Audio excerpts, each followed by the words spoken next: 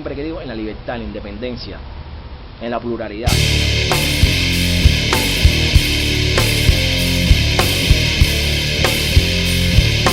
Fuera bueno presentarle en estos momentos a José Luis Joy, editor del primer fanzine cubano, dentro del BEN, que ahora mismo es un ícono dentro de la historia fancinera cubana. El fanzine más influyente de la historia de los fanzines en Cuba y la personalidad más influyente dentro de los fanzines en Cuba, José Luis Joy. José, ¿cómo tú llegaste al mundo de los fanzines? Bueno, ¿cómo te digo? Ya a mediados de los años 80 tengo mi primero contacto, ¿no? Como tal, con fanzines extranjeros, por supuesto, ¿no? En Cuba no se había hecho nada todavía. Amigos de afuera que me lo mandaban, no sé, de México, España, lugares así, también Sudamérica, ¿no? Entonces, lógico, yo al tener eso en mis manos, dije, si en Cuba se pudiera hacer algo, o sea, lo miraba y decía, muy, tú sabes, ¿no? Típico de la época, recorte y pega, pero bueno, yo lo veía y decía, además, te dan una información totalmente integrada, no eran las heavy rock que eran aquí con los grandes grupos famosos, que era lo que todo el mundo conocía. Y entonces siempre me tuve el bichito ese de hacer algo, ¿no? Ojalá se pudiera hacer algo así en Cuba, ¿no? Pero tú sabes que las limitaciones que siempre hemos tenido, ¿no? Muy difícil. Pero ya años 89, 90, me reúno con un piquete de locos ahí. Bueno, ahí estaba David Blanco, el que fue cantante de Cosa Nostra, Cané, Oscarito, me acuerdo que éramos como 4 o 5. Entonces le dimos idea a un primer, como si una maqueta de un fanzine, ya, para meterle caña ya, se iba a llamar Noise, o sea, ruido, Noise. Inclusive se hizo la maqueta, como te dije, eran como 12, 14 páginas, y tenía una cosa que a mí me gustó mucho, se puede decir curiosa, que no tenía fotos, pero todo era con dibujo. Por ejemplo, salió una entrevista con María la del Patio, y en vez de salir una foto de María, lo que salió era una caricatura de María. Y así salió una entrevista con un grupo, entonces salía como una caricatura de los integrantes del grupo. No una caricatura como tal, era un dibujo, ¿no? Pero muy bien hecho. Como Carito sabía dibujar muy bien, David también sabe dibujar muy bien.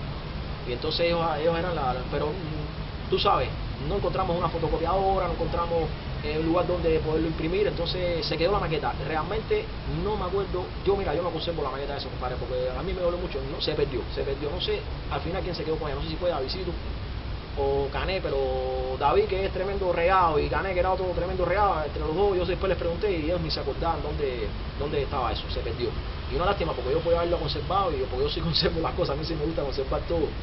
Y entonces, no por nada, no lo hacía con intención, sino porque me gusta todo el trabajo que hago conservarlo, las informaciones siempre, y aquello se perdió.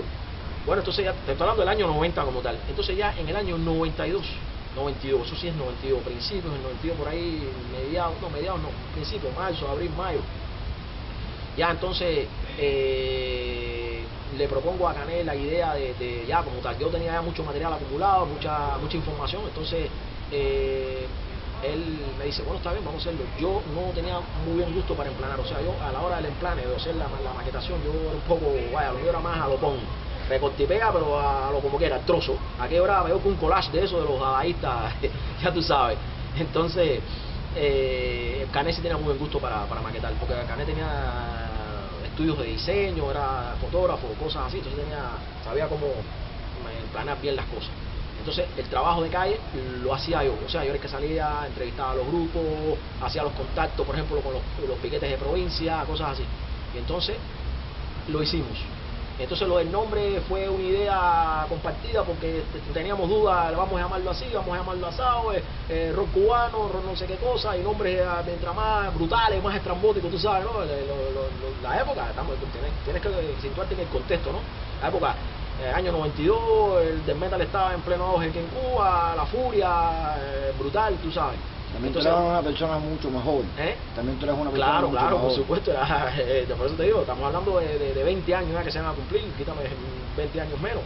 Tenía, por supuesto, no es lo mismo pensar con 20 que con 40, ¿no? Y entonces no tienes las mismas ideas, ya uno madura. Entonces, bueno, al final se quedó como Death Through Your Veins, la muerte dentro de tus venas, que por supuesto tenía que ver con el contenido fanzine, que era mayormente dedicado al death metal, y bueno, por supuesto, jugando con las tendencias de ese momento.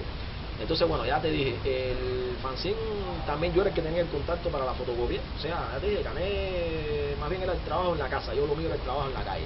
Yo era el que salía para la calle a zapatear a los grupos, a lucharlos, a las contactos, ya te dije, era el de la oficina, sentado ahí haciendo todo. Bueno, ya, es un trabajo de equipo, pero quiero que quede bien claro eso, porque sí me gusta las cosas queden bien claras. Los puntos y las Claro, los puntos y las sí, ahí las comas como van. Entonces, nada, ya te dije, el fanzine se llega a imprimir, a ver, agosto. Sí, agosto del 92, porque en septiembre fue el primer festival de Placeta. Septiembre del 92 fue el primer festival de Placeta. Y ahí fui a llevarlo, a presentarlo. Nosotros sacamos, eran 80 copias del fanzine. Y entonces cogí y me llevé para allá, para Placeta, 20 copias nada más, 20 o 30 copias. Cuando llegué, que presenté allá, la gente lo vieron, por favor. Todo el mundo, nadie pensó que aquello era hecho en Cuba. Todo el mundo decía, pero esto es aquí hecho aquí. Le decía, mira, y la gente pensaba que era un fanzine extranjero. O sea, no me voy a dar de modesto ni de nada, porque tú me dices, no, modestia aparte nada. Realmente el fanzine quedó con muy buena calidad para los parámetros que habíamos visto de otros fanzines extranjeros. Ya te estoy hablando de fanzines extranjeros, teníamos la fotocopia quedó muy buena, eso sí, no, aparte de eso, ya te dije, Canet tenía muy buen gusto a la hora de planear y él tenía, vaya, muy buena, por ese lado era muy bueno. Entonces quedó como vaya, muy buena calidad. Y a pesar de que eran, ¿cuánto eran? 20 páginas, o sea, 10 hojas, sí.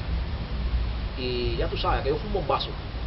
No lo vendí, o sea, aparentemente que el fanzine inclusive tenía puesto el precio en la portada, no, 10 pesos, no, eso aquello fue promocional porque ¿qué iba a vender en ese momento? Bueno, aquello voló, imagínate a los grupos que salían, porque salían grupos cubanos, salía Necrobiosis, que fueron después los sectarios, salía Medium,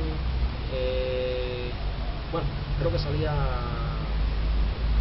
la gente de una gente grande de Caibarien también, aparte de Necrobiosis.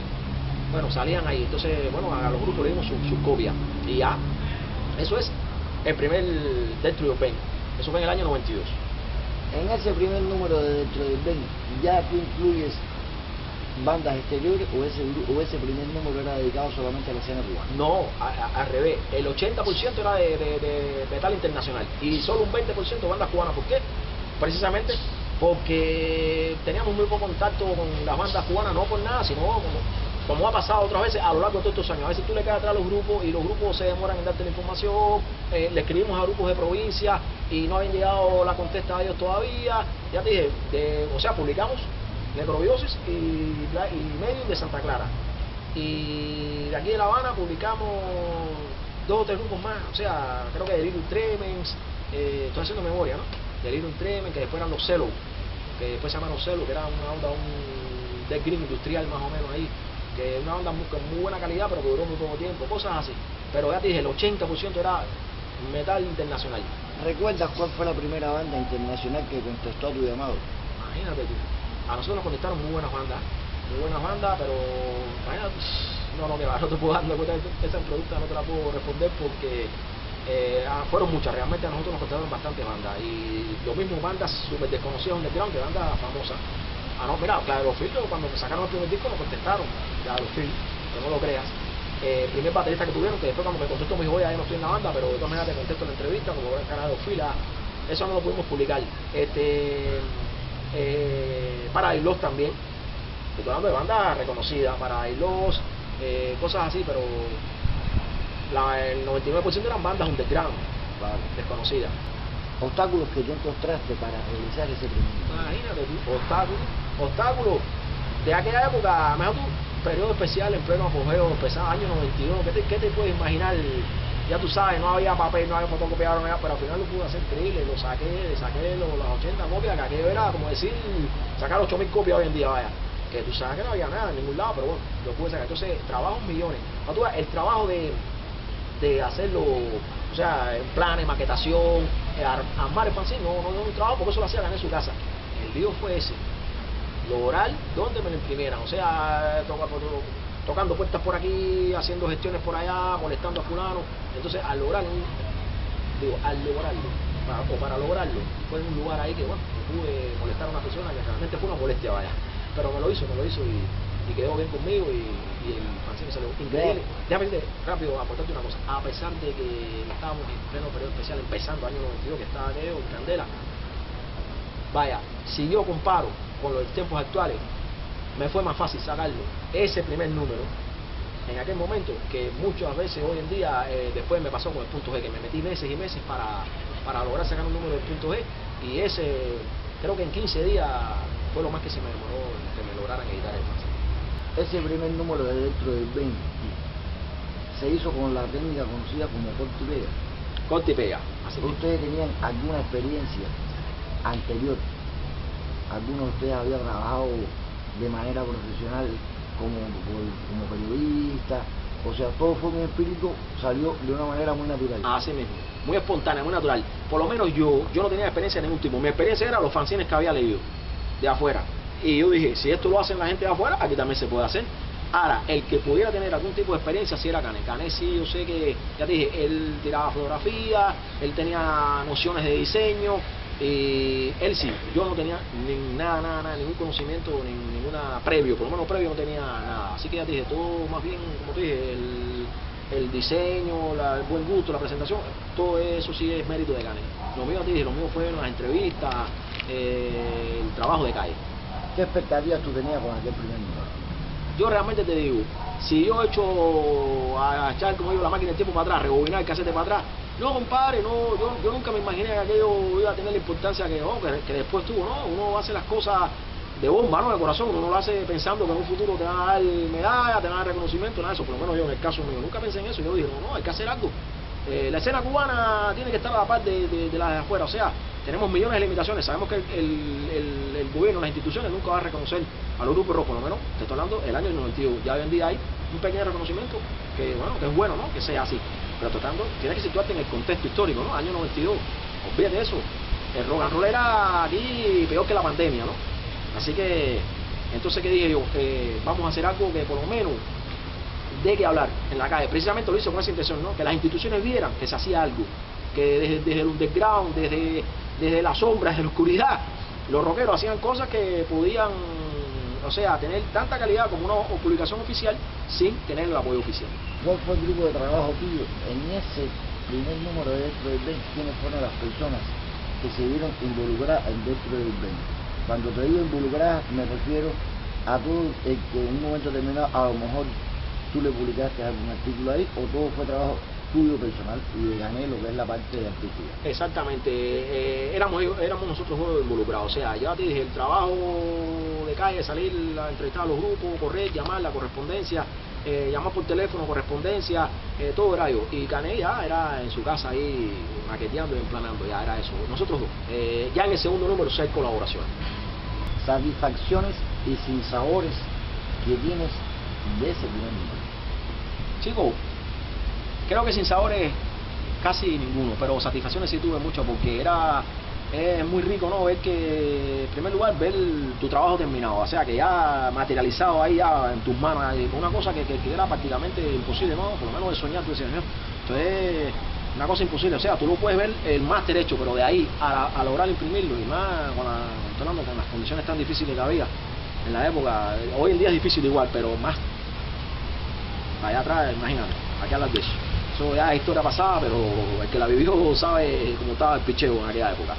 Entonces, tener esas copias en la mano, tú decías, no, esto es imposible, ¿verdad? Es que hasta, ¿verdad? Si te digo que hasta me daba, es una cosa media egoísta de parte mía, yo decía, no, tenés que dar los números, yo quería quedarme con todos los números, yo decía, coño, después del trabajo ha pasado, dárselo a la gente, por supuesto, cada grupo tenía su copia y gente que nosotros sabíamos que eran promotores del movimiento y gente que me interesaba que lo tuvieran, por ejemplo, María, la del Pato, tuvo su copia, por supuesto, no podía faltar María, mira ahí, inclusive grupos que no salían ahí, pero que les di su copia, te digo que me dio mucha satisfacción, ¿no?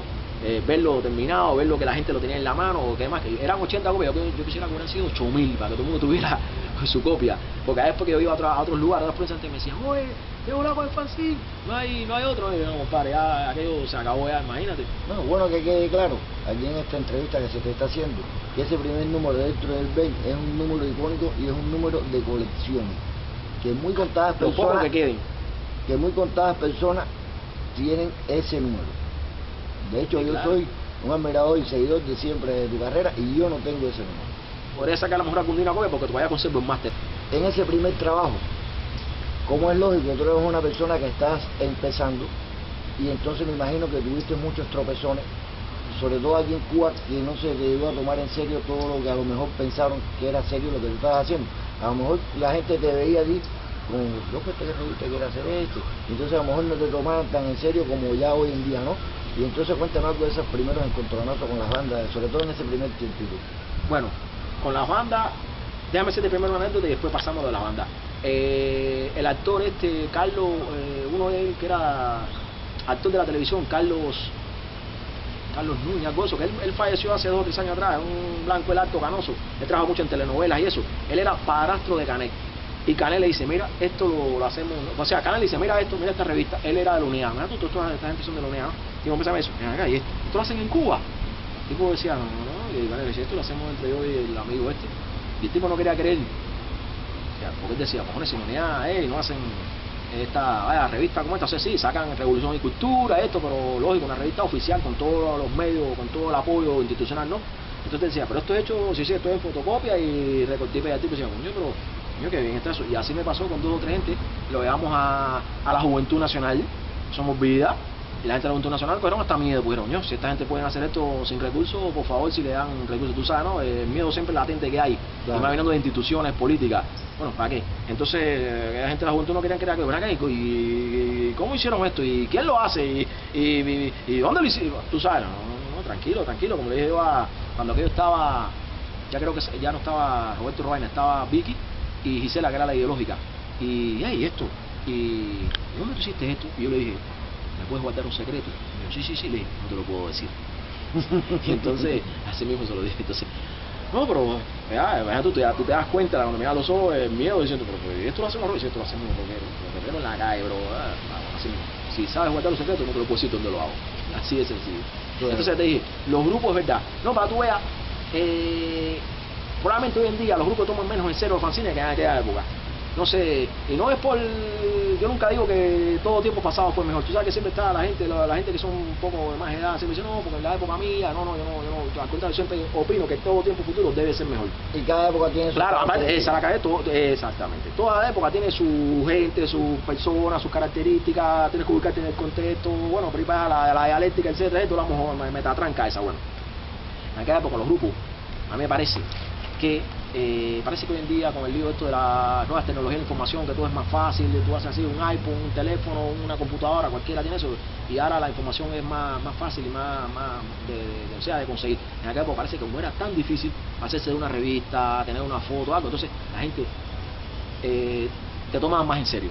O sea, los grupos mismos te caían a trabajar casi prácticamente después de sacar el primer número, que lo enseñé en el Festival de Placeta. A Sara me cayeron en banda todos los grupos que fueron al Festival de Placeta. Oye, coge mi dirección, coge mi teléfono para que me llame, para que me saquen en tu revista, para que me entrevistes. Entonces yo, hoy en día no, hoy en día tú vas a un concierto y está tocando en un festival, para hay 50 bandas tocando. Y empiezas a vender el fanzine y los mismos integrantes de los grupos te pasan por el lado y ni siquiera te dicen, no que te lo compres, no te hablando ni siquiera que te lo compres, ni siquiera te dicen, oye, déjame verlo, ni siquiera. ¿Por qué? Porque está bien, los tiempos han cambiado. Tenemos que situarnos en el tiempo y en el espacio, ¿no? Por supuesto, han pasado 20 años y ya ha cambiado, el mundo ha cambiado mucho en 20 años. Pero bueno, te quiero decir que me parece que más que nada, y satisfacción no tuve en esos momentos. Y ya te dije, y hoy en día veo menos interés de los grupos hacia el fanzine. Creo que no lo quisieran hacer. En aquella época sí, creo que había un poco más de interés de los grupos con respecto al trabajo del fanzine.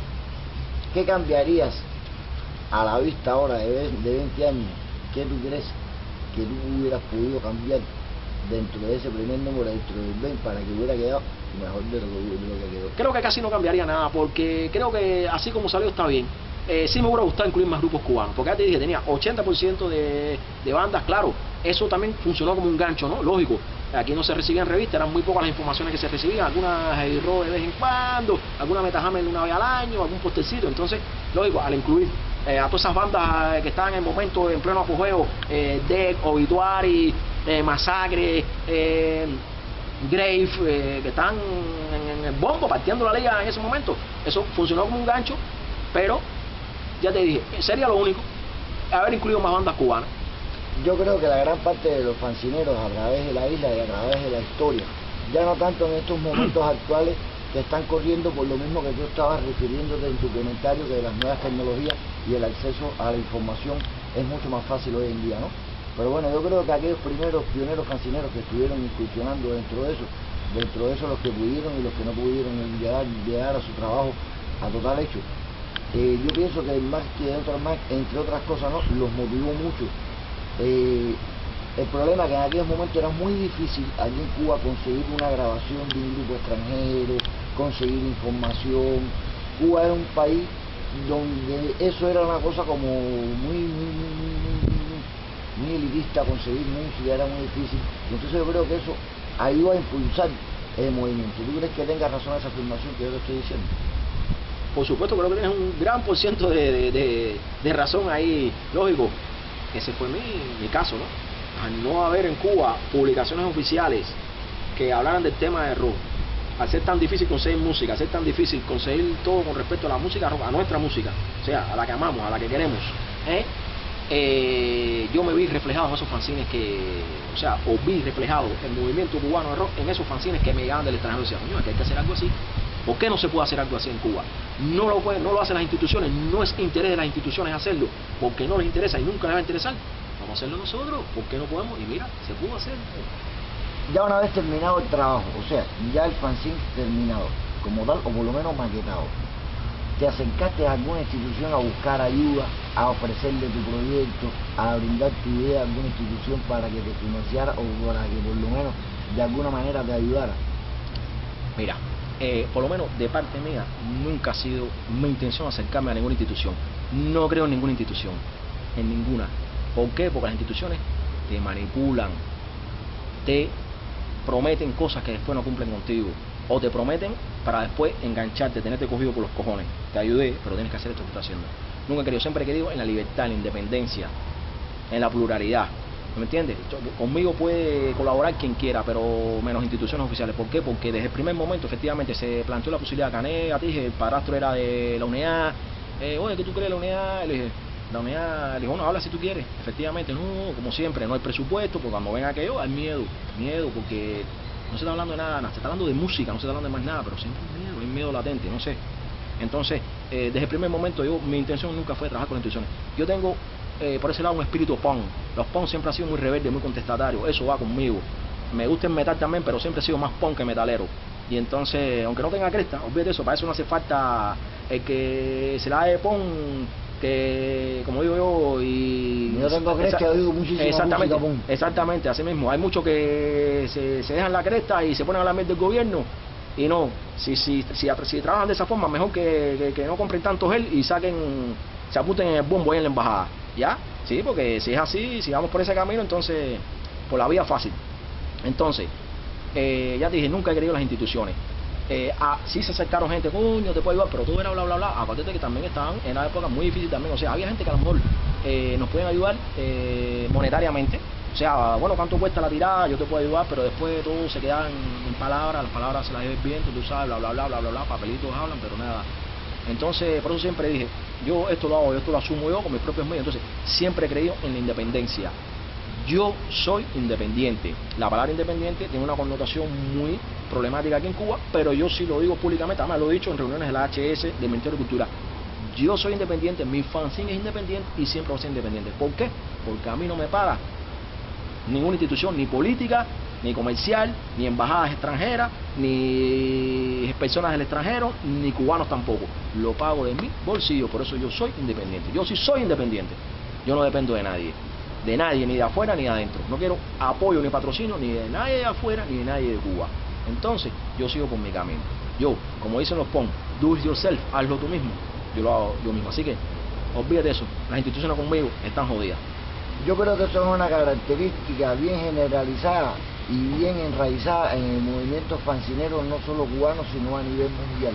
Que los fanzines son autofinanciados y son a tono personal, muy a tono personal, y están muy metidos dentro de ellos mismos, y entonces no les gusta ampliarse a ese tipo de cosas para poder seguir la línea de trabajo y no verse en ese tipo de fenómeno del que tú estabas planteando. ¿Crees que eso sea así, verdad? Claro, al momento de que una empresa comercial, una institución política, un partido político, cualquier cosa, te dice yo te voy a ayudar, estás ya controlado y manipulado a sus intereses, porque está bien, yo te voy a dar el dinero para tu publicación, para que puedas publicarlo y saques a colores y con 10.000 ejemplares, pero me tienes que poner propaganda de fulanito, de menganito, vota por fulano, o vota por mengano, o no sé qué, o pongo un anuncio comercial, toma Coca-Cola, no sé, entonces eso no va conmigo, compadre, no tengo nada que ver con eso. A mí viene ahora la Coca-Cola, la Ciego Montero, la Tucola, le digo, no, que me diga, te doy ahora $10.000, no, compadre, para poner un anuncio de tu empresa y no, eso no va conmigo, yo sigo haciendo de la misma manera, ya, ¿cuánto es?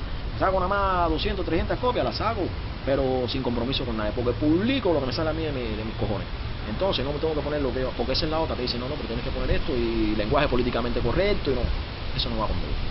Oye, tras aquella publicación de aquel primer número, y ese primer número empezó a hacer ruido en la calle, la gente empezó a conocer que se estaba haciendo una revista de rock contemporáneo, ¿tuviste algún problema con las autoridades? Bueno, a mí personalmente no me molestaron, pero Cané me dijo que a él sí lo llamaron, le dijeron, oye, sabemos que están haciendo esto, que esto tú sabes. Realmente no había base para, aunque bueno, no es necesario tener una base para anularte y para prohibirte cualquier cosa, ¿no? Pero bueno, jurídicamente no hay una base porque lo único que se puede usar es de impreso no autorizado, porque no estás en la oficina de la propiedad industrial y no, o sea, también era el desconocimiento de la época, ¿no? No estaba inscrito en la oficina de propiedad industrial, ni en la ONDI, ni en el SENDA, ni nada de eso. Entonces, lógico, en aquella época había un desconocimiento total, no de parte mía, de todo el mundo, ¿no? El grupo, otras publicaciones que te estaban esperando. Además, en Cuba es muy difícil que tengan la autorización de la SENDA y de la OPI, muy difícil. Así que, después de pasar, o sea, haciendo un salto en el tiempo, en el punto G lo pedimos. Pero eso fue hace como 10 años y todavía estamos esperando que nos den el permiso de publicación oficial, pero bueno, está pedido. Bueno, en el Detroit Ben, entonces ya te dije, a mí nunca me llamaron ni me dijeron nada, pero Cané me dijo, oye, no, mira, me llamaron. Bueno, aparte de que él tenía su característica, ¿no? Él era el nieto de tú sabes, el Che, entonces él, por supuesto, parece que la madre la llamaron. Y entonces le dijeron, oye, mira, él es tu hijo que está haciendo esto, porque el nombre de él salía junto con el mío, por supuesto, en los editores. Y entonces le dijeron, él me dijo, oye, me llamaron, me dijeron esto, pero nada, me dijeron, no, pero sin susto. Yo le dije, no, yo no tengo susto. Yo lo bueno que te digo es que nunca he tenido susto porque yo estoy muy claro lo que estoy haciendo, ¿no? Así que, pero bueno, que me llamen a mí y me pregunten a mí, pero bueno, nunca me llamaron. Me quedé con las ganas de tener una buena conversación con ellos. A mí siempre me ha gustado tener una buena conversación, pero es que nunca se han acercado a mí. Me quedé con las ganas. Hablaron con él, no conmigo. ¿Qué secciones incluiste dentro de ese primer número? Nada, acuérdate que era el primero, todavía no tenía la experiencia que fui adquiriendo a través de los años. Nada, era reseñas de grupo, no había nada. No había tampoco comentarios de conciertos, festivales, casi no había festivales. No, festivales no había. Acuérdate que se hizo el Ciudad Metal en el año 90 y hasta el 99 no se hizo otro Ciudad Metal y hasta el 96 que se hizo el primer festival de Pinar del Río. O sea, hablando de que hubo que esperar varios años para que se volviera a retomar un festival. Y conciertos esporádicamente en el patio. Acuérdate que los apagones violentos del 92 al 94 casi no se podían, se hicieron muy pocos conciertos, no en La Habana, en Cuba en general, porque ya tú sabes, no se podía por falta de todo, no había corriente, no había transporte, no había infraestructura, nada. Pero por eso te digo, lo que puse fue en reseña. El fanzine como tal era un fanzine plano, vaya, era información plana. La foto del grupo y la biografía, si acaso algún comentario que nosotros le añadíamos de que no, de que este estilo, de que es brutal, porque esto y nos gusta por esto y por aquello, pero fuera de eso no había nada más, era plano, pero así todo yo estaba muy contento con él, era el primero, era algo que hacía mucho tiempo quería haber hecho y al fin hasta que lo logré.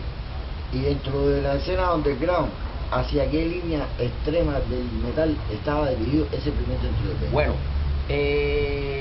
como dice el dicho, uno piensa como vive, ¿no? Bueno, yo en aquel momento estaba muy metido adentro de lo más extremo, ¿no? Dentro del extremo, lo más extremo. Entonces, la línea de fanzine, inclusive en la editorial del fanzine, cuando tú lo lees, nosotros decimos ahí que ese fanzine solo iba a ser dedicado a lo más extremo, nauseabundo, terrorífico que había en la escena, así lo decíamos, en la línea editorial del fanzine, que eso después cambió en el segundo, ¿no? Por supuesto nos abrimos un poco más hacia otras tendencias, pero por lo menos en el primer número nos queríamos comer el mundo, queríamos, eran los más brutales, los más extremos, los más sangrientos, vaya. Ya después que ese número se distribuyó y estaba en la calle, ¿A qué tipo de eventos fuiste invitado por aquel entonces? No, invitado nada, en aquella época no había invitaciones oficiales ni nada, ni la HS se preocupaba tampoco por hacer eventos como tal, ya dije, no existían. El Festival Ciudad Metal que se hizo en el año 90 no lo organizó ni la HS ni nada, eso fue organizado por los músicos de rock de Santa Clara, con Cultura y con el partido, no sé, o el Poder Popular.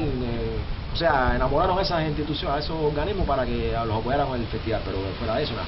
Ahora, yo mismo iba, me llamaba por teléfono, nosotros, oye, que no, aquí hay un festival, por ejemplo, el de Placeta. Oye, hay un festival de Placeta, bueno, voy para allá a llevar la revista. Después, oye, Caibarien, que fue un poco tiempo después, Caibarien tuvo una cosa igual que Placeta. Hubo festival en el 92 y hubo festival en el 94. Y fui a eso, fui a los dos, fui al del 92 y fui al del 94, de Placeta y de Caibarien. Y ahí llevaba las copias de la revista y a la gente me conocían ya porque sabían, coño, que había llevado los fanzines. Así que bueno, ya te dije, eso todo fue muy a pecho ahí. Ve para allá, para los amarillos allá en el Cotorro y móntate en un camión porque no había transporte ni nada y dale, guerrilla para allá, era así. O sea, todavía en esos primeros instantes en que estaba en pañales lo que es la escena fancinera cubana. De hecho, tú fuiste el iniciador, el motor impulsor de la escena fancinera cubana. Todavía no existía el apoyo, por ejemplo, de una emisora de radio que en un momento determinado te invitaron a comentar ese primer número, todavía eso no existía todavía, aún no pasó nunca en ese tiempo. No, emisora de radio no, pero a mí no se me olvida que en el año 96, o sea, 2 años después de haber sacado el número del Trio Pen, que ya no existía como tal oficialmente, porque Cané no estaba aquí en Cuba ya, y bueno, yo me había quedado prácticamente sin recursos, ¿no? Se hizo un evento en la revista Revolución de Cultura. Un evento hablando del rock cubano. O sea, se invitaron a varias agrupaciones de rock. Ahí estaba Garaje H, estaba, no sé, Joker, estaban la gente de Cosa Nostra, había varios grupos. Y yo fui y se habló de fanzine, compadre. Humberto Manduley le dio pie a la gente de la revista, le dijo, mira, aquí se habla mucho de los grupos, se habla de la promoción, se habla de esto, pero aquí nadie habla de los fanzines. Eso se lo tengo que agradecer a Humberto Manduley. Yo, mira, aquí nadie habla de los fanzines y Jorge Luis Hoyo, aquí el presidente, ha hecho una cosa que nadie ha hecho en Cuba anteriormente, que es el primer fanzine de rock. Bueno, me cogió sorprendido porque, como digo, me cogió muy fuera de base, porque yo no me esperaba aquello, ¿no? Y entonces dijo, dale, habla ahora. Y yo me quedé así, bueno. Y ya, entonces empecé a hablar y después la gente de Revolución y Cultura se acercaron a mí y yo tengo la copia de ese número. Y le dedicaron un espacio a los fanzines, compadre. Yo creo que es la primera vez que se habló de los fanzines en Cuba en un medio oficial. O sea, cuando te digo esto, un medio oficial, tanto impreso como radial o televisivo. Ya fue en eso, año 96, en el año, o sea, en la revista Revolución y Cultura. Bueno, entonces, me estuviste contando que entre el primer número y el segundo número hay 2 años de diferencia. ¿Qué ocurrió? ¿Qué pasó? Bueno, ya te dije, todo muy difícil, periodo especial, aquello en candela, los apagones, esto, lo otro, falta de papel, se agudizó más la cosa, porque si en el 92 la cosa estaba mala, estaba empezando. En el 92, o sea, lo tuve fácil relativamente, porque el periodo especial estaba empezando, pero ya en el 94 estaba la cosa súper agudizada, fue el periodo más crítico, ¿no? De hecho, del periodo especial, yo creo que el año 94 fue el periodo más crítico. Sí, fue el pico. Sí, el pico que fue donde explotó, ¿no? De hecho explotó, tú sabes, ¿no? El maleconazo. Entonces, Cané, ya tú sabes, era una gente que no salía de su casa, el día entero ahí en la casa, empapallado con la jeva, no hacía nada. Yo estaba así, en la calle, para aquí, para allá, con los grupos andando, vamos para aquí, vamos para allá, buscando entrevistas, información, pero yo le daba el material, pero él ahí en la casa ahí, hasta que yo poniéndole el pie arriba, oye, vamos ya, hasta que ya por fin se decidió. Entonces, a los 2 años, entonces que saca, o sea, lógrame, porque yo lo podía haber hecho, pero coño, ya después de haber sacado un número con cierta presencia, una cosa bonita, y como tal él nunca me ha dicho nada, que él me decía, no, yo quiero continuar, yo quiero seguir con el fanzine, compadre, porque le decía, oye, esto lo voy a echar yo para adelante solo, yo me voy ya contigo solo, no voy a esperar por ti, compadre, la información se está haciendo vieja. Entonces, no, espera, compadre, espera, que yo lo voy a emplear el mes que viene, en esa historia me estuvo 2 años, pero bueno, lo hizo al final. Y de hecho, bueno, hasta que lo pudo, a ver, creo que fue más o menos por la misma época, porque el primer número sale o sea, lo terminamos en agosto del 92 y en septiembre lo presento. Pero bueno, te dije, más o menos en agosto ya estaba ya impreso y todo ya. Y el número 2, más o menos fue por esa misma época, julio, agosto del 94. Y ya igual lo que... Y me demoré un poquito más, me demoré como un mes para lograrlo imprimir, pero para tu edad también tuve suerte, no me demoré 6 meses, ni 4, ni 5 meses, como un mes. también por aquí y por allá, y hasta que tuve suerte. Después de todo, a pesar de lo crítico que estaba la cosa, tuve suerte. Me demoré un mes, pero fue bastante rápido comparado con los parámetros de aquí, que a veces uno se mete meses para lograr sacar un fanzine. ¿Cuántos ejemplares de ese segundo número lograste producir? Bueno, si te digo una cosa increíble, ese fanzine tenía 68 páginas. Es una cosa, así me mostré todo este gordo. Que yo dije, esto no lo va a imprimir nadie, y saqué como 100 ejemplares. O sea, me hicieron 2 tiradas. Primero me hicieron una tirada como de 40 y pico, 50 copias, y después una, como tipo me dijo, esto está el seguido, pero bueno, boom, y me hizo una segunda tirada después, como me dijo, espera 15 días, y efectivamente a los 15 días, boom, me volvió a sacar la otra, y eran como 100 ejemplares, sí, eran 100, creo que eran 100. Y tenía 68 páginas, ¿te parece? Que ese fanzine era prácticamente impublicable en Cuba, no porque tuviera nada malo escrito, sino porque la cantidad de páginas que tenía, 68 páginas, nos excedimos ahí. Bueno, lógico, 2 años acumulando material. No, hubiera tenido 200 páginas, porque tuvimos que desechar cantidad de información que se había puesto vieja ya, entrevistas y todo, que lo habían mandado. A mí me da pena porque los grupos te escriben, tú le mandas cartas, te mandan su material, tú no publicas y ya tú no descaras, tú no equipos, como siempre, como la mala fama que hemos cogido en Cuba, mucha gente, porque es verdad. Yo no digo que hay mucha gente que realmente fueron unos descarados, pero hubo mucha gente que también no pudo sacar los fanzines y acumuló material y después quedó mal con los grupos. Y eso me pasó a mí también, que no lo puedo negar. ¿Qué cosa es rip-off? Bueno, rip-off, imagínate tú, rip-off, así simplificando, es estafador. El rip-off, pero estafador en el mundo de los fanzines, no es el estafador que te estafa dinero, no es el estafador en el mundo de los fanzines, se dedica a escribirle a los grupos diciendo que tiene un fanzine, o que tiene una emisión de radio, o que tiene un local de concierto y que te voy a invitar, entonces mándame el material de tu grupo.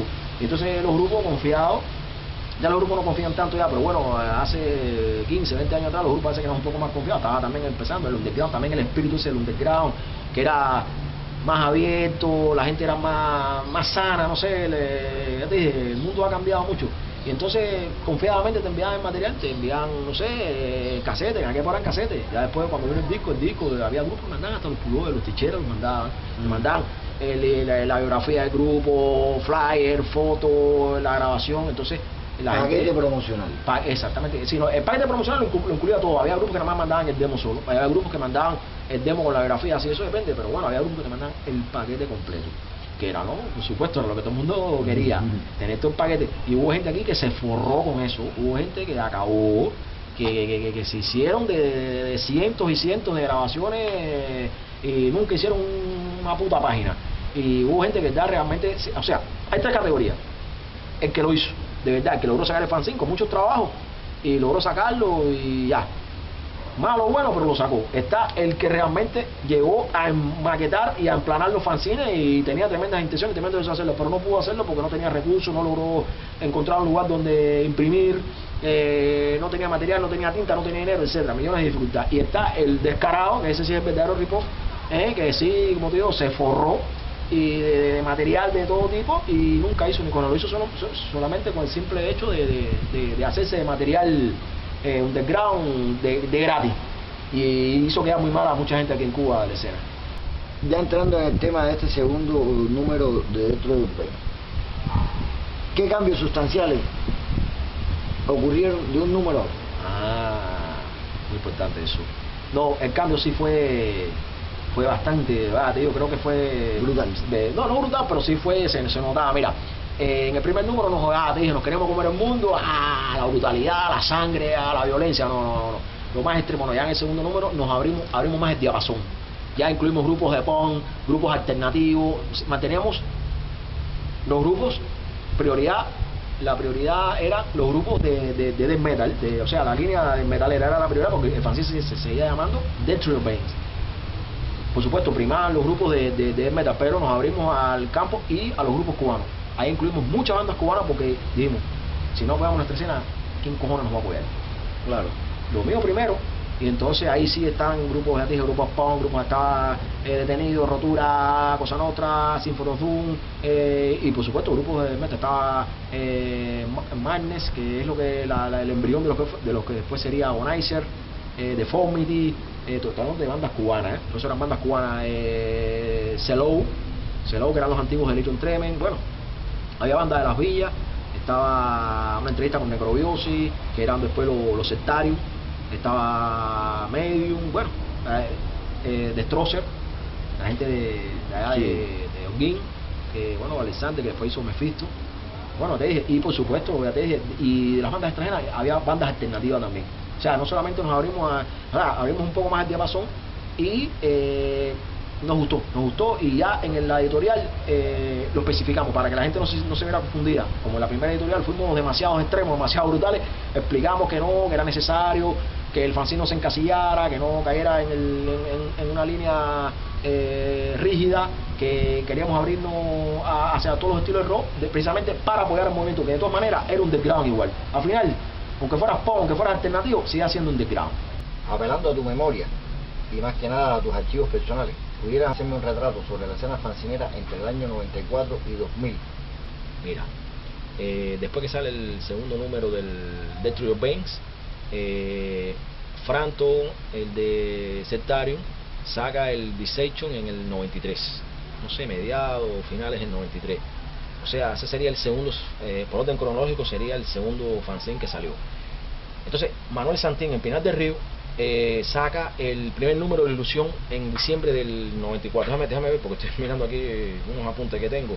Entre diciembre del 94, sí, el primer número lo saca en diciembre del 94. Pero bueno, esto es un caso que yo quisiera mencionar aparte porque durante 10 años, de diciembre del 94 a diciembre del 2004, él logró sacar 15 números de este fanzine, el Ilusión, que era como se llamaba. Creo que es muy importante destacar el trabajo de Manuel Santín porque durante 10 años tuvo una continuidad, una estabilidad.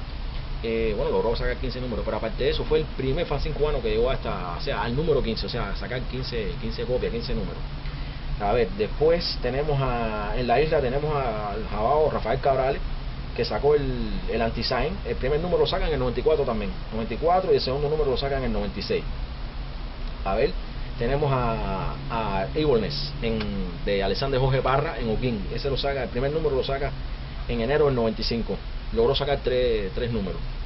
Así, no sé, la continuidad más o menos tuvo hasta el 96, 97. Fueron 3 números que pudo sacar.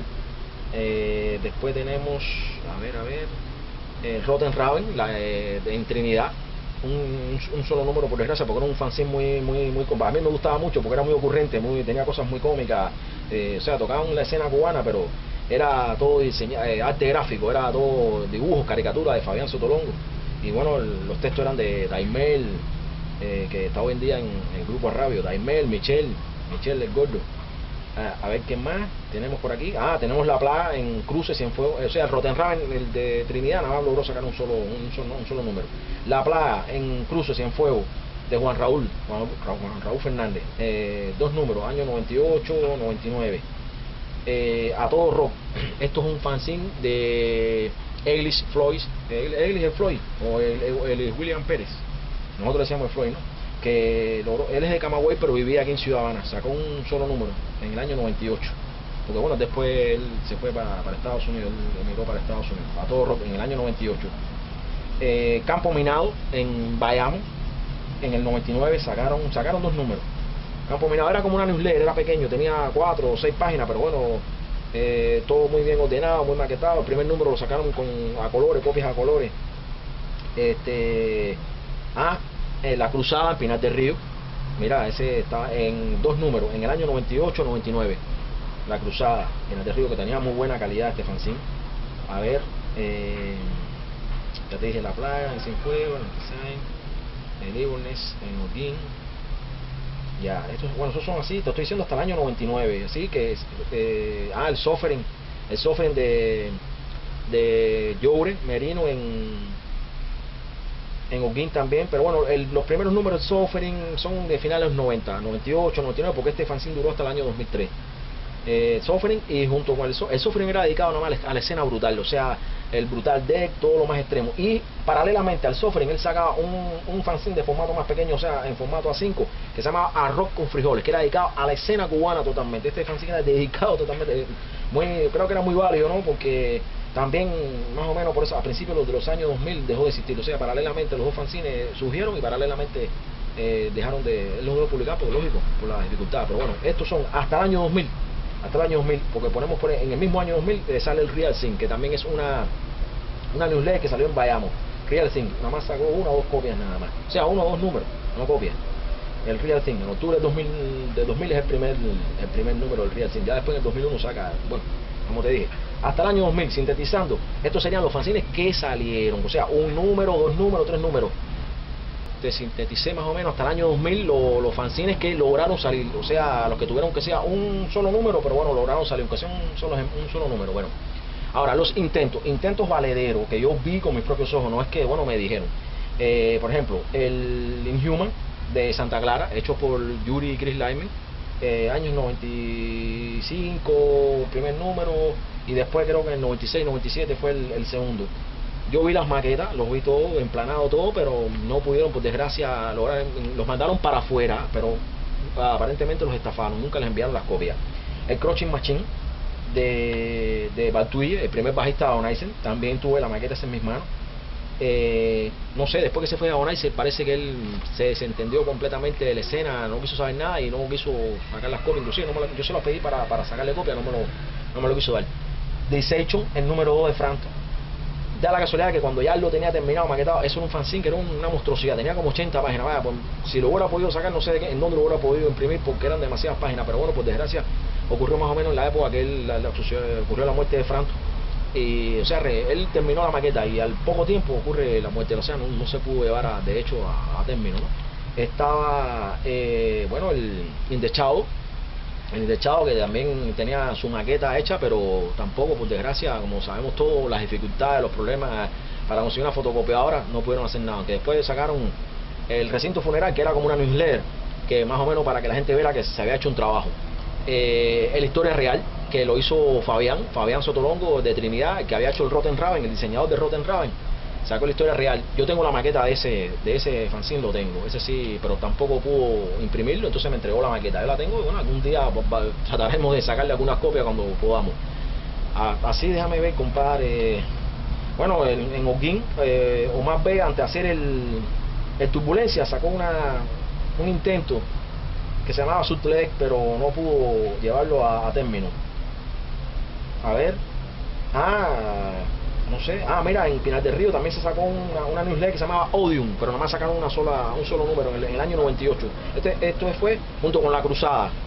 La Cruzada es en el 98-99 y el Odium es del año 98. O sea, una newsletter que paralelo junto con La Cruzada, pero bueno, nomás una sola copia. Y así, o sea, los intentos reales que te dije, que vi yo, si se hicieron otros, yo no los he visto. El Crushing Machine,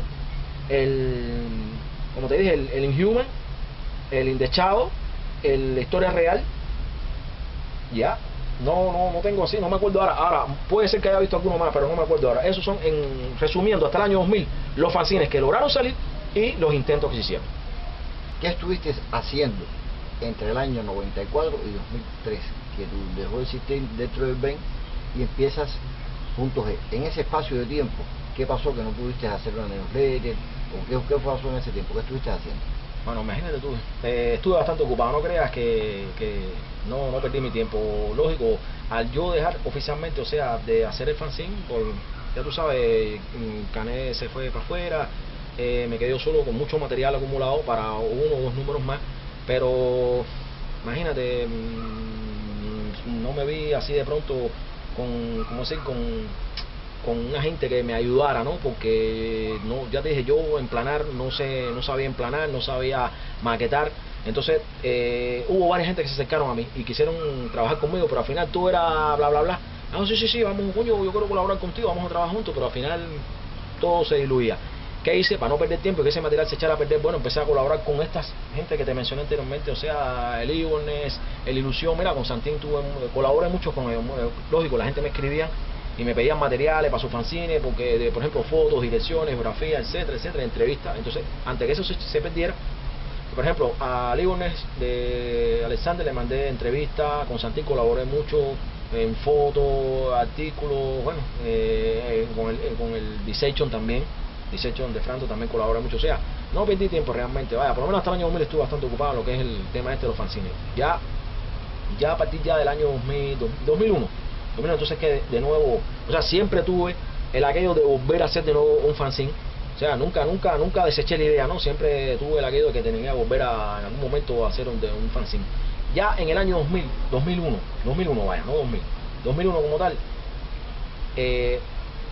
vamos a reunir un punto. En el año 99 veo el trabajo de los Imagua, el escritorio, y entonces veo que hay gente que realmente se está metiendo en el mundo de los fanzines, ¿no? Aquí en Ciudad Habana, porque fíjate, estoy hablando de todos estos fanzines que te he hablado, todos eran de provincia. En Ciudad Habana no había nada hecho, ¿no? Como tal. Y en el año 99 veo que ya en Ciudad Habana surge un nuevo fanzine, que es el escritorio. Primero la newsletter, en el 99, ¿te acuerdas? Y después a partir del año 2000 empiezan ya con el fanzine como tal. Y entonces en el 2001 es cuando ya realmente tomo ya la decisión ya de meterme de nuevo en el mundo ya de hacer un fanzine. Lo que, como te dije, nunca encontré a nadie ahí que realmente quisiera echar ahí pie a tierra conmigo. Y en el 2002, sí, 2002, principio de 2003, Tony es el que se me acerca porque estábamos en un evento, no me acuerdo que era de la HS, creo que era en lo del Caimán Rock, previo al Caimán Rock. Se habían hecho unas reuniones de los grupos que se llaman. Entonces ahí es cuando se habla de la famosa Jarro de Café, la revista oficial de la HS, la revista de rock. Entonces Tony me dice, ¿por qué a mí me invitan como editor de fanzine? No, invitaron a 2 o 3 editores de fanzine para que se pudieran colaborar con la Jarro de Café. Entonces ahí es donde Tony se me acerca y me dice, ya que tú tienes experiencia con lo de los fanzines, que tú fuiste el primero, ¿por qué no nos juntamos y hacemos un fanzine entre los dos? Y yo le digo, bueno, está bien, no es mala idea. Y ahí entonces es donde empieza la historia de Punto G, a partir del año 2003 con Tony. Háblame sobre tu experiencia en el evento de promotores culturales Ojalata. Bueno, mira, más bien fue un evento dedicado a los editores de fanzines, promotores culturales y, o sea, ¿cómo se llama esto? La gente que tiene que ver con el apoyo dentro del underground a la escena rock cubana. O sea, editores de fanzines, promotores y editores, y ya tú sabes, gente que por su propia voluntad, o sea, a bomba de corazón, se dedicaban al trabajo de apoyo al rock. Ahora, esto fue idea de Billy Cañizares y Joel Pérez en Santo Espíritu, por supuesto con el apoyo de la HS provincial. Tú sabes que aquí no se puede hacer nada si no es contando con las instituciones. Aquí nada se puede hacer de manera independiente, pero bueno, está bien, es válida siempre y cuando haya un apoyo honesto, ¿no? O aparentemente honesto. La idea es de ellos, pero realmente se la secuestraron, ¿no? Pero bueno, está bien, ellos lo pudieron hacer. El primer evento es en el año 2002, que te digo, yo siempre he dicho que todos estos eventos, los primeros son los que mejor, la primera edición es la que mejor queda siempre. ¿Por qué? Porque es cuando más apoyo obtienen, cuando más aparentemente las instituciones no se imaginan qué es lo que les viene, aunque no sea nada malo, ¿no? Pero bueno, ya después como que se desentienden. Entonces ya el segundo, el tercero, el cuarto ya no queda tan bueno ya, pero los primeros. Entonces este primer evento quedó muy bueno, todo quedó de maravilla, hospedado en un buen hotel, transporte garantizado, la comida, todo el evento, los eventos teóricos, los eventos, o sea, la parte artística, todo quedó perfecto, de maravilla. También fui al segundo, que fue en el 2004 y el 2006, no me se hicieron 3, 2004, o sea, 2002 primero, 2004 y 2006. Yo creo que este es un evento muy bueno. ¿Por qué? Porque se reconocía el trabajo de estos promotores y de estos editores de fanzines. De hecho, en el primer evento, en la primera edición del Ojalata, se hicieron 2 cartas. Una para el ministro de Cultura, Abel Prieto, hablando de que hacía falta un reconocimiento a estos promotores culturales, a estos editores de fanzines, que su posición, que no era reconocida por ninguna institución, hacían un trabajo de apoyo a movimiento rock, y que por favor que desde algún punto de vista se le diera algún reconocimiento. Se hizo otra carta al Instituto Cubano de la Música, creo, exactamente. Creo que la otra era el Instituto Cubano de la Música también, más o menos diciendo esto, ¿no? Que se le diera reconocimiento en las provincias, no tanto en Ciudad Habana como en las provincias, a estos mismos promotores. Por ejemplo, a Salvador en Camagüey, a estos muchachos en Santo Espíritu, había gente en Santa Clara, en Pinar del Río, en Bayamo y en Manzanillo también había, en Trinidad, había estos promotores que ahí, al pecho, ahí luchando contra 1000 adversidades, 1000 problemas para poder dar un pequeño concierto, una peña, aunque sea una vez cada 15 días en sus pueblos, en sus provincias. Entonces, nada, como digo, estos son palabras, estos papelitos van a llegar, si llegan a manos de esa gente, lo vamos a dar ahí, eso se va a archivar, y digo, archivar en el mejor de los casos, ¿no? Eso si no lo mandan para el baño. Entonces, pero esto es bla bla bla. Pero bueno, como digo, hay que tocar todas las puertas posibles y hacer siempre el intento. Lo más malo, digo yo, es quedar ahí estancado sin hacer nada. No, tú tienes que tocar puertas y molestar si tienes que molestar, pero bueno, ahí lo importante es la perseverancia que tú tengas en tu trabajo, ¿no? Y en tu lucha. Ya te dije, el evento para mí personalmente representó una cosa muy buena, muy válida, porque fueron dos gente que venían del underground. Ya te dije, Billy y Joel, que venían del underground, no eran gente de esta oficialista, no eran de ninguna institución, eran rockers de la calle como tú o como yo, que se le ocurrió esta idea, como te dije, muy válida, muy valiente. Y ya te dije, en el primer evento mucho apoyo del HS, ya en el segundo se desentendieron totalmente, y en el tercero, ¿para qué? Un desastre. Y ya aquello se fue a bolina, como todo. Era un evento bianual, cada 2 años, se hacía cada 2 años. Pero como te dije, el primero es el que hay que aprovechar, ya después el segundo y el tercero todo fue bla, y ya se diluyó como se han diluido tantos proyectos buenos e interesantes que ha habido en este país. Bueno, Jorge, llegamos a Punto G. ¿Cómo fueron los comienzos de Punto G? Chicos, fueron increíbles. Después de estar 9 años sin hacer nada y colaborando con otra gente, yo pensaba que me iba a costar un poco de trabajo, ¿no? El primer número, para contártelo, el primero, el segundo número de Punto G fueron bastante fáciles. ¿En qué sentido? Ya estábamos con las nuevas tecnologías, ya no era la máquina de escribir, el cortipega, ya Tony tenía tecnología. Tony me dijo, no te preocupes. ¿Cuál es a Tony? ¿Cómo le metemos cañazo? Me dijo, no te preocupes, yo tengo computadora, yo tengo escáner, o sea, las fotos se escanean, tú me llevas las fotos, las escaneamos, no tienes ni que pedir, ya no hay que perder la foto, ¿te acuerdas? Antes tú perdías la foto porque la tenías que poner en el máster y fotocopiar, está bien, 1000 copias, pero tú tenías esa foto ahí, no puedes quitarla porque si no la perdías. Entonces al final la perdías. Si era una foto muy valiosa para ti, tenías que dejarla ahí o quitarla algún día, ¿no? Es mejor, no te preocupes, las fotos las escaneamos y tú te las das para tu casa y no las pierdes. Y ya, y todo se hace en computadora, todo se emplana en la misma máquina, ya, y bien, perfecto. Y ahí sacamos un máster, o en disco, en CD, o en un máster en papel impreso, pero ya, y ahí se sacan las copias. Mira qué bien, como han cambiado los tiempos, qué bueno. Y entonces ya te dije, ya le metimos caña y salió rapidísimo, compadre, ya, porque más o menos yo cuando vi que la cosa podía caminar, ¿no?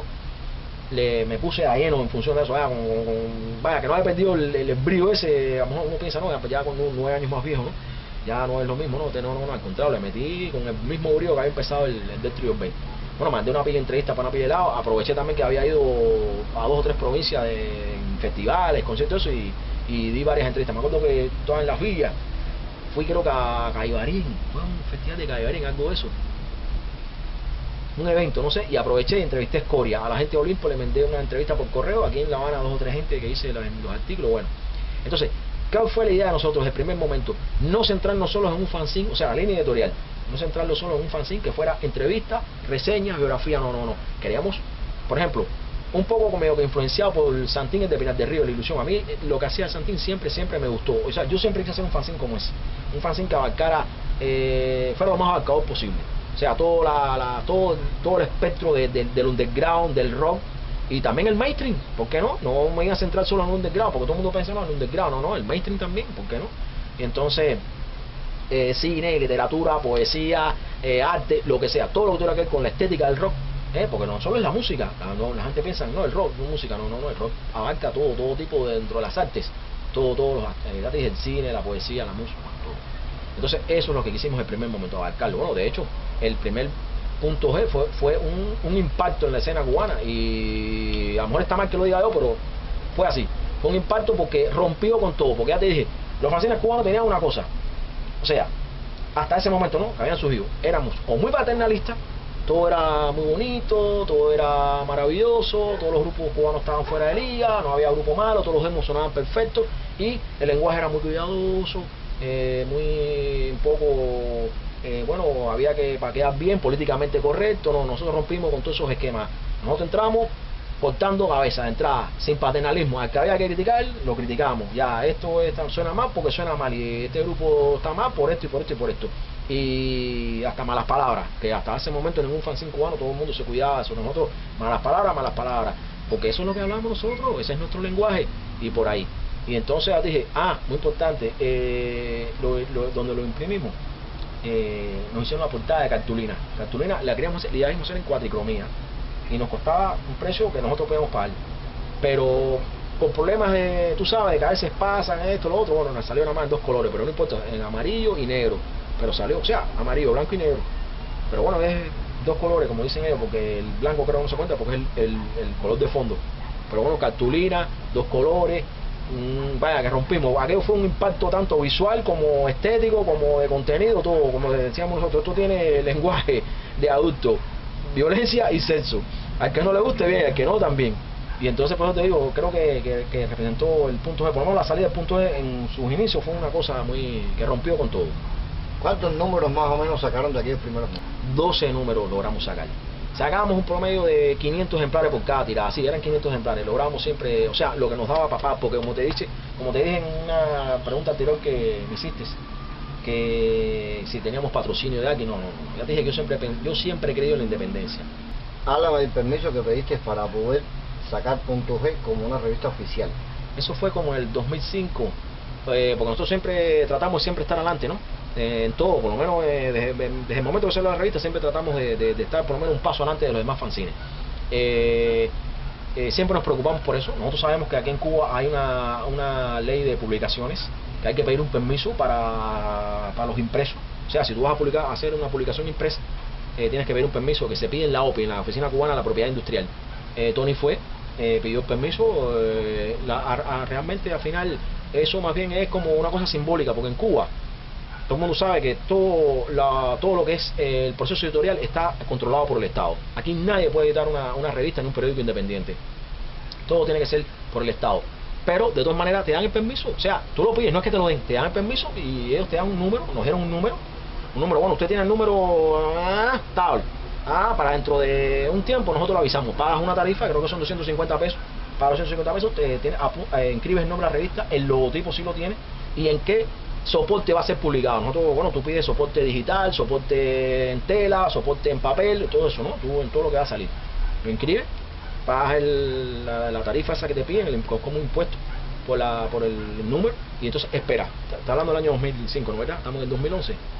Hasta el día de hoy no nos han dado, como digo, o sea, el número lo tenemos, pero no la confirmación oficial de que la revista puede salir legalmente. Porque es como decir una legalidad que te dan, ¿no? O sea, para salir de forma legal, o sea, es una traba burocrática.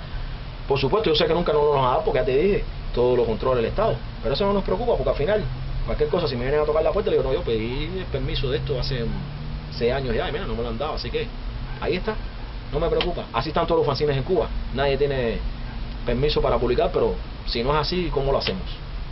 Con la salida de 500 ejemplares por cada número, las vistas de tu nueva publicación crecieron enormemente. Punto G viajó al extranjero. Sí, claro. Por ejemplo, desde el primer número se publicaron reseñas de grupos extranjeros, o sea, 90% dedicado a la escena cubana. Eso siempre fue lo principal para el Punto G. Eso lo discutí con Tony desde el primer número y le dije, siempre quiero apoyar la escena cubana en un 90%, no, ni siquiera un 80, un 70, no, un 90%. Entonces, siempre fue la política del fanzine esa, apoyar la escena cubana.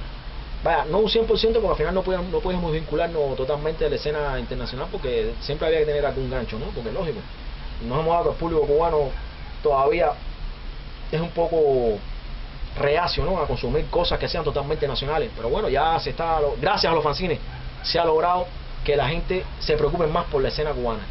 Eso tiene sus altas y sus bajas, ¿no? Pero bueno, creo que los fanzines han tenido mucho que ver con eso. El fanzine sí logró ir acuérdate que aquí vienen muchos amigos extranjeros. Por ejemplo, han venido bandas vamos a ser claros, del 2004, 2005 para acá, han venido varios grupos extranjeros, han venido bastantes grupos extranjeros a festivales, a conciertos. Nosotros siempre tratamos de acercarnos a ellos y darle copias. Siempre, fíjate, Carajo se dio su copia. Todos estos grupos españoles vinieron a los Caimán Rock, ¿te acuerdas? Pim Pam Pum, el Chayak, todos esos grupos vascos vinieron, todos esos se dieron su copia. Por supuesto, Sepultura, si la entrevista de Sepultura que sale en el Punto G, tuvimos el honor de entrevistar a Sepultura y por supuesto su copia se la llevaron. Aparte de eso, amigos personales que han venido de visita a Cuba, mexicanos, españoles, todos se han llevado su copia. Y por correo también hemos mandado algunas copias a las bandas que nos han contestado amablemente. Les hemos mandado por correo. Y también acuérdate que el fanzine creo que fue el primero, si no fue el primero, por lo menos fue uno primero en Cuba, que tuvo su página digital. Creo que fue el primero, pero bueno, a lo mejor si no fue el primero fue el segundo, que tuvo página digital, y entonces le decíamos a los grupos que si no, de todas maneras le enviábamos su copia, pero que también podían pinchar el sitio de la revista y verse ahí reflejado. Así que bueno, ya dije, en el extranjero también circuló, pero bueno, la primera de nosotros era Cuba.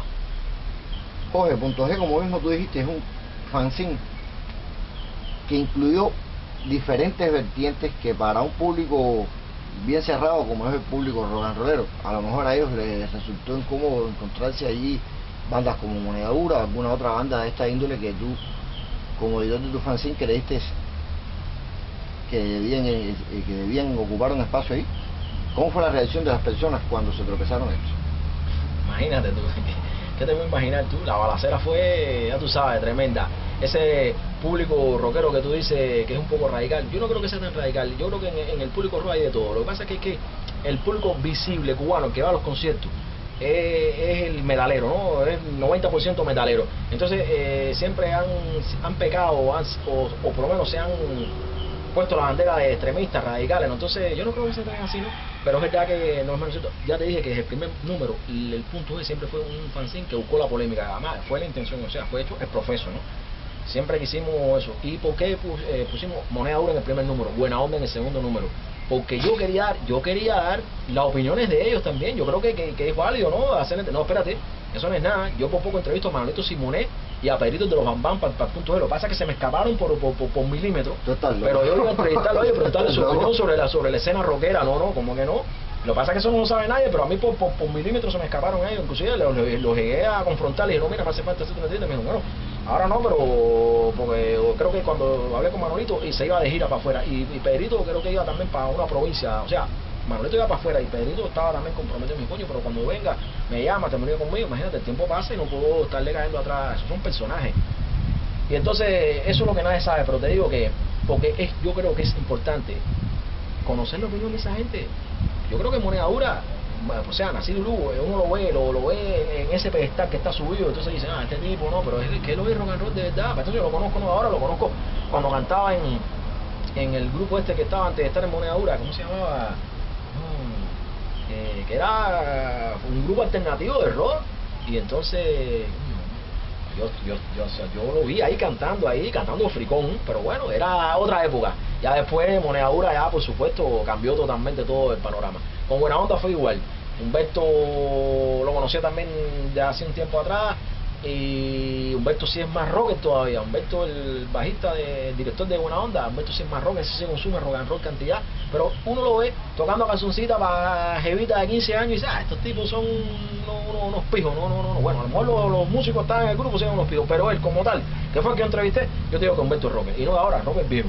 Entonces, bueno, te digo, creo que la opinión de ellos es válida también, no solamente es entrevistar al tipo más brutal, a la banda más brutal de Cuba, también que creo que ellos merecen un espacio, merecen una oportunidad, porque todo el mundo lo ve en la televisión, lo ve en la radio, pero no esas opiniones que son sinceras, que para mí sí fueron sinceras, porque les hice preguntas que les podía haber sacado todavía más filo. Lo que pasa es que respeté ciertas cosas. Yo creo que también el público es bueno que sepa esas cosas, ¿no? Porque todo no es lo que uno ve en la televisión o lo que ve en una revista llena de colores lindos, no, también es llegar adentro de la persona, ¿no? Sacarle por lo menos lo que realmente creo, lo que realmente siente. Así que yo, compadre, ya te dije, y volviendo a la pregunta, a la otra parte de la pregunta, sí es verdad, mucha gente nos escribieron, nos mandaron correo electrónico, se me acercaron a la calle, no, que usted parece mentira, que un fanzine de contra que en Cuba nada más hay 2 o 3 revistas underground de carro, le dedican espacio a esos tipos, no sé qué, y yo, ¿de qué iba a hacer esa hora? Ya yo, por ejemplo, ya te dije, había madurado. Entonces yo le decía a la gente, compadre, el fanzine lo hago yo. Si tú quieres hacer un fanzine de brutal, black, lo que sea, haz tú tu fanzine y publica esos grupos. Yo en mi fanzine publico estos grupos, así, sencillo, normal, sin fajarme con nadie. Dije, imagínate tú, yo pongo aquí, ahí, me dé la gana, como si quiero mañana poner ahí a los bambán, a la charanga banera, imagínate tú, ya es mi problema, ya, eso ya, no coño, compadre, pero contra que Cuba, bueno, es lo mismo, ¿no? Tú sabes que la gente, de todas maneras, no entendían lo que yo les decía, pero bueno, me descargaban. Pero bueno, porque eso es bueno, yo creo que la polémica es buena, yo digo que las contradicciones generan desarrollo, ¿no? Por supuesto. Y es bueno porque retroalimentaba también la revista, ¿no? Eso no me estimulaba a seguir adelante. Y me imagino que ese choque tiene que haber sido aún más fuerte en provincia. ¿Ves? ¿Para qué? No, pero no creas, para que tú veas lo que son las cosas, es verdad, en provincia es súper fuerte, pero yo me he encontrado los casos más extremos de intolerancia aquí en Ciudad Habana, la capital del país, donde se cree que es más cultura, más desarrollo. La intolerancia más grande me la he encontrado yo aquí en Ciudad Habana. En provincia sí me han dicho cosas, pero no al extremo ese. ¿Qué te parece? O sea que no obstante eso, esos números en específico donde entrevistaste a Buena Onda y a Monedura, esos números se vendieron y la gente los consumió sin ningún problema. Ese es el problema, que al final, después que ya tanto dijeron, pero esos números volaron. Es lo que yo pensaba que me los tenía que comer. Yo dije, no, estos números me los voy a tener que comer con papa frita, porque esto no se vende ni nada. No, se vendieron todos. De hecho, todavía hay gente que a veces me escriben, oye, compadre, no te queda una copia del número 1, el número 2, porque me falta en mi colección. Y yo, ni para mí yo tengo ya copia de eso, yo creo, por ahí. Así que tendría que buscar por ahí en los archivos a ver si me queda alguna copia. ¿Qué te parece? ¿Qué tipo de secciones creó Punto G? Bueno, ya te dije, yo no creo que hayamos creado nada, porque ya te dije, por ejemplo, en la Ilusión de Santín ya se habían tocado temas, o sea, temáticas como creo que cine, literatura, cosas así, pero nosotros sí le dimos, yo creo que le dedicamos ya páginas enteras. Por ejemplo, la poesía, la última página Punto G, o sea, en la contraportada, siempre era una poesía, por supuesto de temática rockera, o por lo menos que tuviera que ver, no sé, por lo menos con la estética de la revista, con el contenido de la revista. Páginas dedicadas al cine, a libros que tocaran el tema rock, películas que tocaran el tema rock. Por ejemplo, hay no sé si el número 2, el número 3, el número 4, que sale una entrevista en Bowling for Columbine, que al final no es una película de rock, pero hay una entrevista a Marilyn Manson. Hay una parte de la película que Michael Moore entrevista a Marilyn Manson. Nosotros entonces publicamos esa parte porque se le hacen preguntas muy interesantes a Marilyn Manson, su opinión sobre esa tragedia, ¿no? De la masacre de Columbine. Entonces él, porque tú sabes que ahí en la película dice, no, la culpa es heavy metal, del rock, no sé qué. Entonces la respuesta más inteligente que se dio en toda la película a esa pregunta fue la de Marilyn Manson. A pesar de que es el tipo desagradable, no sé qué, el tipo, para mí la respuesta más inteligente que se dio en toda esa película fue la que dio Marilyn Manson. Porque todo el mundo, él decía, todo el mundo le pregunta a ellos, no, ¿por qué hiciste eso? ¿Por qué hiciste eso? Y ¿por qué nadie le pregunta a ellos qué es lo que sienten ellos? Entonces te das cuenta, ¿no? Eso fue la sesión dedicada al cine. No fue la primera vez, se tomó eso 2 o 3 veces, a libros, ya te dije, poesía, literatura. Bueno, tratamos es más, ojalá la revista, yo hubiera querido que no 40 páginas, que hubiera tenido 200 páginas para haber dedicado más secciones a miles de cosas. Por ejemplo, dedicarnos, lo que sí fue, lo primero que publicamos fue el tatuaje femenino en Cuba. Durante 3 números consecutivos estuvimos tocando el tatuaje femenino en Cuba. Inclusive fuimos a varias provincias, o sea, no solamente tocamos La Habana. Estuvimos desde Bayamo hasta Pinar del Río, tocando, o sea, muchachas de diferentes provincias, Camagüey, Bayamo, Santa Clara, Pinar del Río, La Habana. Entonces salían las fotos de ella con sus tatuajes. A ver qué más. Sesiones de, no sé, crítica, por supuesto, crítica social, temas sociales, por supuesto, muy importante, opiniones. Que eso ya, las opiniones sí ya venían o sea, fue como digo yo, una apropiación que venía de la Ilusión de Santín, pero nosotros le damos nuestro enfoque. Acuérdate que Santín es un tipo muy cuidadoso en su lenguaje, él es muy metódico, él se cuida mucho. Nosotros un poco más escarnados, un poco más abiertos, ¿no? Nuestras opiniones eran un poco más crudas. Por eso te digo, salvando las diferencias, pero bueno, era más o menos algunas sesiones parecidas, pero nosotros le dábamos nuestro enfoque. Tú sabes que el Punto G era totalmente diferente a los demás. De hecho, una cosa que a mí me ha llamado la atención es que casi ningún fanzine cubano toca eso. Toca los temas ni de opiniones, ni de temas sociales. Por ejemplo, nada más lo ha hecho el Ilusión, el Incendrac en Matanza y el Polilla. Los demás fanzines no recuerdo, puede ser que a lo mejor alguno no recuerdo. Bueno, y el Punto G, por supuesto, ¿no? Que nosotros siempre quisimos en el primer momento sacar opiniones, temáticas que tuvieran, inclusive que no tuvieran que ver con el rock, pero que tocaran temas candentes, o sea, temas polémicos, y que la gente misma se motivaran a escribirnos, a dar sus opiniones. Yo creo que sí, que el fanzine fue muy amplio, y ojalá ahora tenemos más páginas para haber incluido más secciones y más cosas. Se me quedaron muchas cosas, te lo digo sinceramente, me quedé con ganas de incluir montones de secciones nuevas, ideas que tuvimos, pero por falta de espacio, y bueno, y ahora y 12 números no podía incluirlo todo. obstáculos a través de puntos G. Chicos, los obstáculos, los de siempre, los que tú sabes. Dificultades ahora de imprimir el fanzine. Por ejemplo, el primer número lo imprimimos con una persona. A partir de esos dos números tuvimos que hacerlo con otra, buscar otra persona porque ya se nos cayó ya. Entonces el 2, el 3 y el 4 lo imprimimos con otra persona. Ya a partir del quinto número con otra persona. Ya voy por 3 ya. Entonces del 5 al 8 lo hicimos o al 9 lo hicimos con esa persona. Después ya en el 9 se nos volvió a trabar el paraguas ahí. Entonces creo que a partir del 10 fue que empezamos hasta el 10, el 11, el 12, entonces los 3 últimos números con otro impresor. Es fácil, entonces a veces nos tomábamos, por ejemplo, terminamos el fanzine ya, para imprimir ya, y me acuerdo que hubo como 2 números que nos demoramos como 6 meses para poderlos imprimir. O sea, ya cuando el fanzine salió ya estaban viejas las entrevistas porque no encontrábamos dónde imprimir, no encontrábamos por ningún lado. Aparentemente que ahora hay más impresoras, o sea, imprenta, no impresora, cualquiera tiene una impresora láser en su casa, o te puede tirar algún cabo con algunas páginas, con unas cosas, y hay imprenta donde quiera, y aparentemente tú puedes ir y hablar. Yo creo que ahora es más difícil la cosa. Sinsabores y satisfacciones que te ha dejado el trabajo con puntos G. Como te dije en el Death Tree of Ben, más satisfacciones que sinsabores. Ya te dije, salvo algún caso de alguien que se disgustó, porque es lo que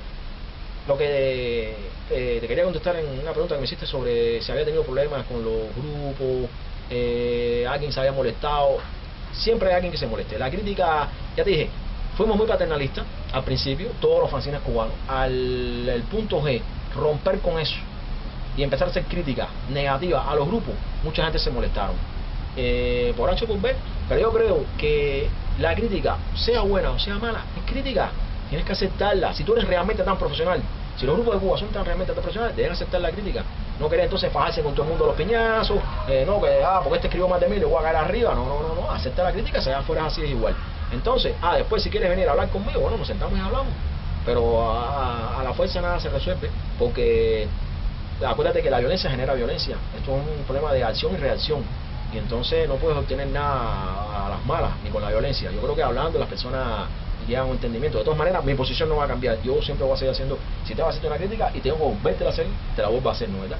Entonces ya, si te molesta ya, es problema tuyo, entonces no eres profesional. Yo creo que sí, que yo soy bastante profesional en mi trabajo. Ya con la tecnología digital, en estos tiempos en que Punto G sale, ya hay una mayor acogida en cuanto a eventos y en que se tienen en cuenta los fanzines. ¿A qué diferentes eventos ha sido invitado Punto G? Cuando me refiero a eventos, me refiero festivales, programas de radio, programas de televisión. Chicos, yo creo que casi todos, si no a todos, por lo menos a casi todos, a todos los festivales de Cuba. Imagínate tú, Pinar del Río, Matanza, Santa Clara, el de Holguín, Camagüey, no me queda ninguno. El Rocazón de Cienfuegos. ¿Alguno que le haya marcado? Nada, en sentido general, todos los festivales con sus altas y sus bajas, con sus cosas buenas, sus cosas malas, pero en todo nos han atendido bien. La gente, bueno, tenemos amigos en todas las provincias, la gente son chéveres, aunque algunos, bueno, si te voy a destacar algunos, no sé, la gente de Rol de la Loma, que se portaron súper bien con nosotros, siempre se han portado bien con nosotros. La gente de Ojalata, que ya no existe el evento, pero que igual, muy buenos amigos. Matanza, Irán, el de la Atenas, Irán, el promotor de Rol Matanza, buen socio, buen hermano. En Pinar del Río, bueno, Santín, no tanto los organizadores del festival, porque bueno, independientemente que tenemos buena amistad con ellos y nos llevamos muy bien, pero bueno, Santín, porque como era un hermano de causa, ¿no? Un hermano de que hicimos juntos un fanzine, o sea, él hizo el suyo, yo hice el mío, y él se inspiró en mí, ¿no? Para hacer su fanzine. Entonces, siempre cada vez que voy a Pinar del Río, bueno, con Santín tengo una buena amistad, como una hermandad. No te digo, es en toda Cuba. Y por ejemplo, programas de radio, sí. Sabarro, Carlos Forné, cada vez que sacábamos un número de Punto G nos invitaba y para que y nos los promocionaba ahí. Manduley también con el programa Sabarro. No, Sabarro es Carlos Forné. Humberto Manduley en Radio Metropolitana, en su programa que era de 9 de la mañana a 10 de la mañana, que coincidía más o menos con el programa de Camacho. Camacho también nos invitó. Juanito también, tengo que hacer la acotación aquí, que Juanito también nos invitó 2 o 3 veces. para la revista, para la presentación de la revista, pero Humberto Mandulé era más, cada vez que me decía, cada vez que sacas un número, siempre, igual que Carlos Fornés y Mandulé eran los más constantes. Cada vez que sacas un número, nos decían, dale, hazte una entrevista. Nos entrevistaban entonces sobre de qué trataba el número y cosas así.